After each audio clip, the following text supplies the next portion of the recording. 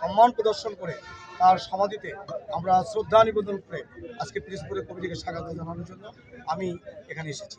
ভাই আরেকটা বিষয় জানতে চাই যে দুদিন আগে সমকালে প্রকাশিত হয়েছিল তার সবুজ সংখ্যা পেয়েছে অনেক মানুষ প্রত্যাশা, আসলে এই বিষয়ে আবার এক পক্ষ বলছে এই ব্যাপারে আপনারা কালকে আমাদের সিনিয়র যুগ্ম মহাসচিব, বর্ষিয়ান রাজনীতিবিদ, সাবেক তুখর ছাত্রনেতা, আমাদের অ্যাডভোকেট রুহুল কবির রিজভী ভাই, যিনি সমস্ত বাংলাদেশের কর্মীদের কাছে একজন অত্যন্ত শ্রদ্ধাভাজন ব্যক্তি, উনি কালকে ওনার প্রেস কনফারেন্সে উনি এই ব্যাপারে স্পষ্ট একটা বক্তব্য দিয়েছেন।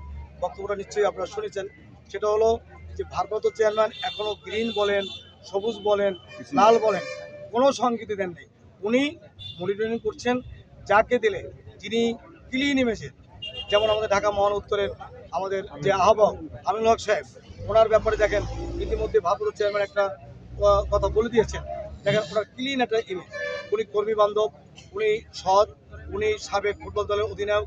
এই ধরনের ব্যক্তিদেরকে দিয়ে আগামীতে আমাদের ভারপ্রাপ্ত চেয়ারম্যান উনি নমিনেশন দেবে, যাতে জনগণ প্রতিটা প্রার্থীকে বিপুল করে বিজয়ী করে সংসদে পারে। কারণ যাদের ভিতরে কোনো ন্যূনতম কোনো রকমের দুর্নীতি, কোনো রকমের বদনাম থাকবে, আমি মনে করি আমাদের ভারপ্রাপ্ত চেয়ারম্যান তাদেরকে একদম নমিনেশন দেবে।